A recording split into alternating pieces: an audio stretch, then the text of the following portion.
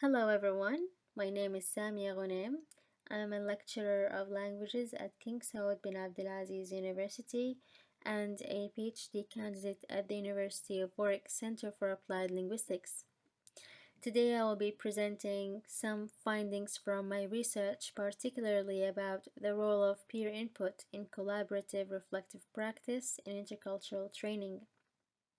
So let's talk about it. We will start with a brief overview of the intervention designed in the research, describing its purpose and the different parts composing it. Then we will move to address the sociocultural theory in learning as relevant to the findings in this presentation.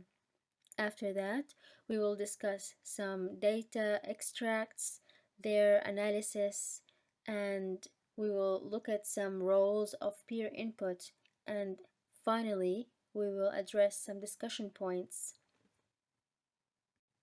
For a start, the intervention had three main purposes, the first of which is examining different reflective practices for the purposes of intercultural competence training for teachers in higher education. The second purpose is to raise awareness and improve the teacher's reflective capacity. And the last purpose for this intervention was to raise awareness of also the intercultural competence and its importance and role for the teachers in their classrooms. Okay, on to the parts that composes the intervention.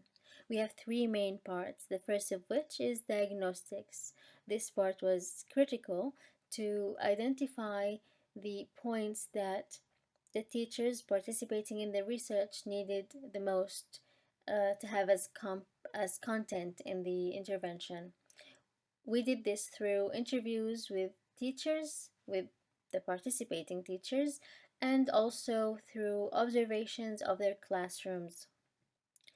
The second part was the co-construction stage. In the co-construction stage, we co-constructed together with the participating teachers the reflective practice tools to be used in the third part of the intervention.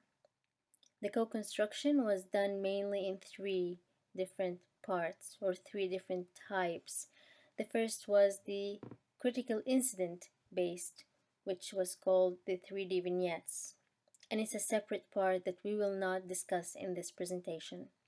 The second one was the experience based, and the third one was the concept or material based reflective practice.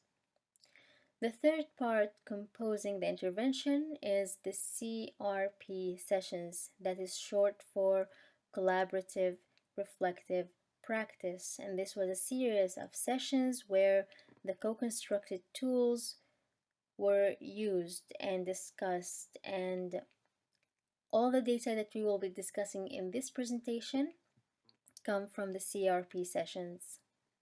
Let's move on to the sociocultural theory, the theoretical framework of the intervention. This theory has been developed by the psychologist Vygotsky, and it's based on the idea that the environment, the society around us, plays a pivotal role in our learning and cognitive and emotional development. The culture, the people around us, the language, all of these things are core elements in a learner's development process. One of the elements that Vygotsky also spoke about in relation to his sociocultural theory is the zone of proximal development.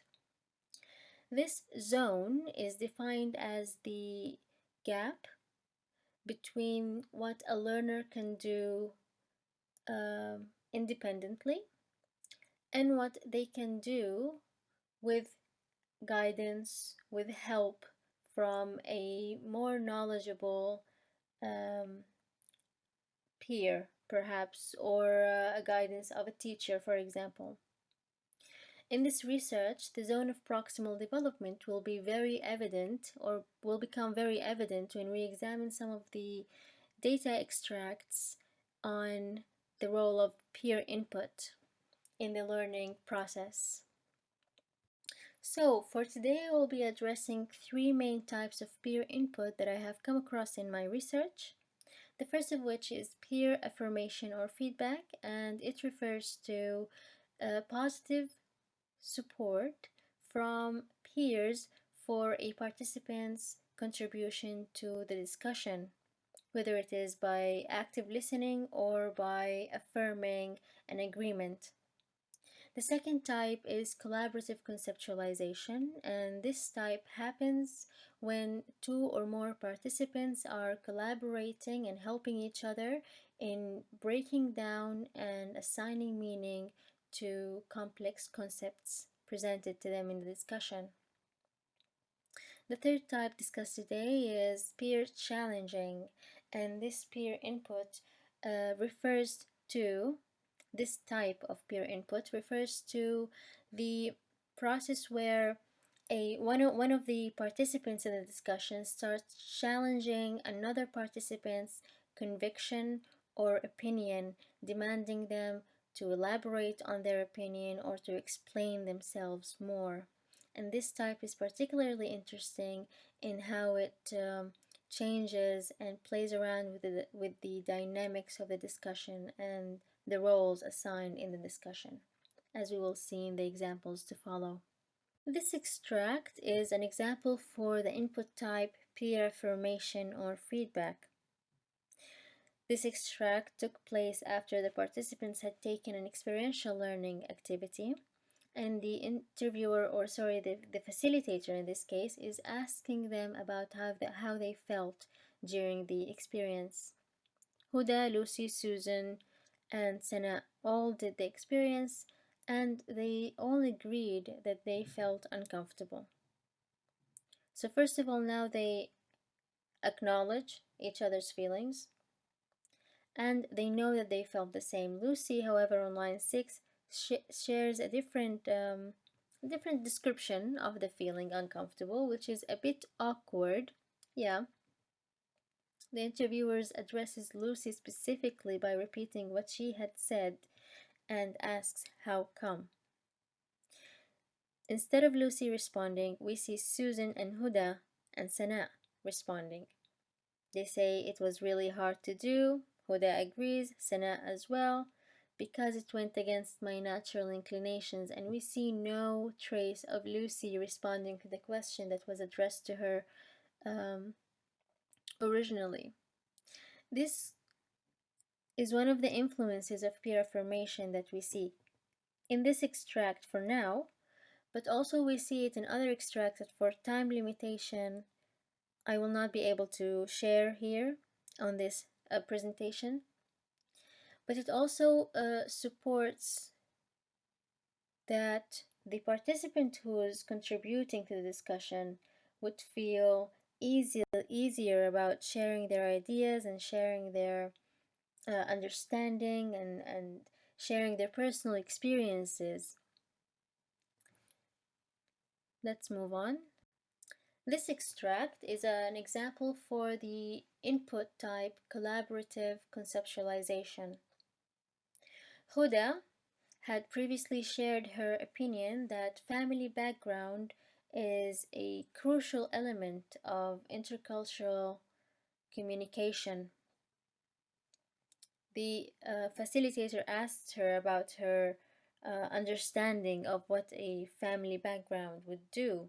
How would it affect a person's intercultural communication? So Huda on line 1 to 4 is trying to 5 is trying to explain her point of view. We see on 5, she says, specific situation that happened at work between me and Susan. So she's now creating a hypothetical situation. And she carries on trying to explain that the way she would deal with conflict or with a situation at work is different from the way Susan would do it because of how they were raised in their families. Susan supports that. So again, here we see an example of affirmation, peer affirmation, but also she contributes to the conceptualization of family background, saying Yeah, conflict resolution, like everyone has different, the way they think about things, maybe it's different. And Huda says on line 12, yes, yes,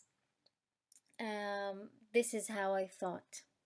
I don't know, this is how I thought. So here they are together trying to explain to the facilitator what Huda had meant by family background. So this is collaborative conceptualization. Um, let's move on to the next example. This extract for peer challenging input type took place at the time when the participants were discussing a critical incident, a 3D vignette that was a personal experience for Susan. The critical incident was anonymized, and they did not realize that the teacher in the critical incident that they are discussing was actually their colleague who's sitting with them in the discussion. So Lucy here on line 1 is sharing her own opinion, disagreeing with what the teacher in the story had done. And she says, I think they're two separate things, meaning the punishment that the teacher did does not agree or does not equal the mistake that the student did in Susan's critical incident. Huda says, I agree. So now there's a dynamic of Lucy and Huda face threatening Susan. And thus on line 3 we see Susan irritated, and she's repeating the same question in different forms, trying to get an explanation from Lucy, challenging her opinion, saying, what would you do if there is no consequence? Like, what's the consequence? What consequences would they care about besides grades? Lucy tries to speak up and says what kind of consequence she would provide. Susan is irritated, she's challenging her, she's face threatened, she's interrupting Lucy repeatedly, as we can see on lines 7, 8, 9, and 10 and 11. It's just continuous attempts from Lucy to explain herself to Susan, but Susan is too irritated to allow her to do so, and she keeps repeating the same question, what would you do? What would you do? And then in line 11 again, but what? And she's not giving Lucy any time to reflect, to share her opinion. In the next slide, we will see how Lucy reacts to this challenging. As we have seen from the previous slide, Lucy is usually, and throughout the data as well, Lucy is someone who usually uses the phrases I don't know, phrases that indicate uncertainty and not firm on opinions, and avoiding to generalize. However, here we see that, and she doesn't usually elaborate on her opinions. However, due to the challenging and the continuous interruption from Susan to Lucy, after asking a series of repeated questions, Lucy then is provoked, let's say, to make a statement, to elaborate on her meaning, on her opinion. And she says here on line 12, I would be very strict. So that's the first input she provided. No negotiation. Again, even though Susan is interrupting her, demanding actual consequences, then she goes on, I would change my behavior on line 16. So then Susan is challenging her, would you change your behavior to the whole class? Implying that it's unfair, probably. That if one student's cell phone had rang, would you kind of inflict punishment on the whole class, all of the students in the classroom? So Lucy now is trying to defend her stance because she's been challenged. She's been her opinion, her stance is being challenged. So now she has to stand firm and be certain. And she's like, no, I said, I mean, not change my behavior, but I would be less likely to give them, uh, wait, to give them opinion probably. Huda interrupts. She's trying to support Lucy. She sees she's irritated. She wants to support her reflection, give her some space, try to help her finish her sentences. She says not behavior on line 21, but they would know because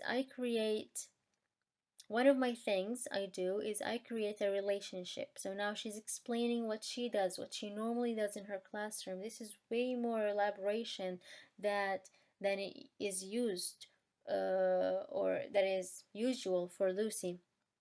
We have this cohesive relationship. We have a good relationship. Here we see Susan stopping, pausing. She's giving her time to speak, and then she's like,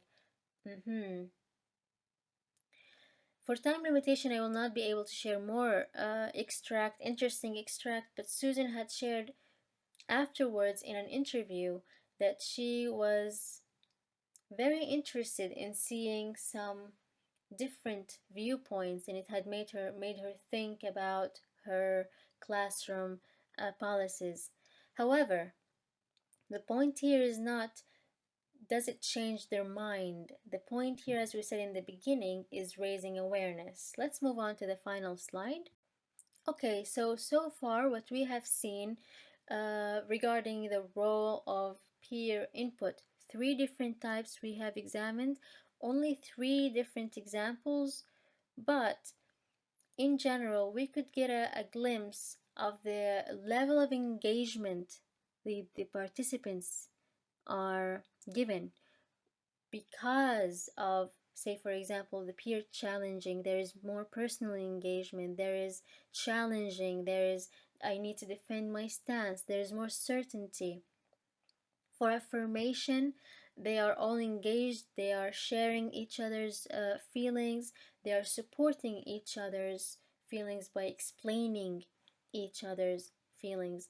Again, for the for the second type, which is the collaborative conceptualization, they are engaged, actively listening to each other, trying to help each other uh, assign meaning, explain themselves, explain their personal experiences, and so on and so forth. Second thing we saw, which is very really related and closely connected, is co-construction of the reflection. And again, it's evident in all three different examples that we have examined today, where we don't see only one participant sharing an opinion. There is always a sense of collaboration in constructing the reflection. When one participant gives an input, the other one is going to explain it. One participant gives an input, the other one challenge them, the third one will explain it, and so on. We've seen participants move from confidence to negotiating their stance, as the case was with peer challenging, and with collaborative um, conceptualization, where Huda was also negotiating her stance on what did she mean by family background. And we've seen participants move from uncertainty to confidence and firm stances, and elaborating on their opinions.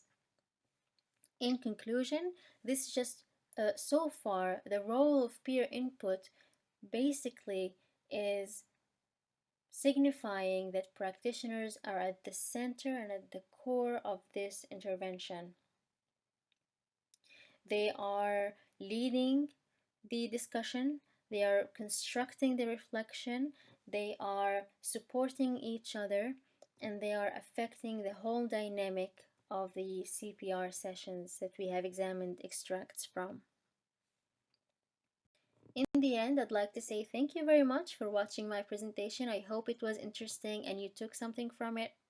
Hit me up with an email if you have any further questions, or if you're interested in collaboration in the training or in the research. Thank you.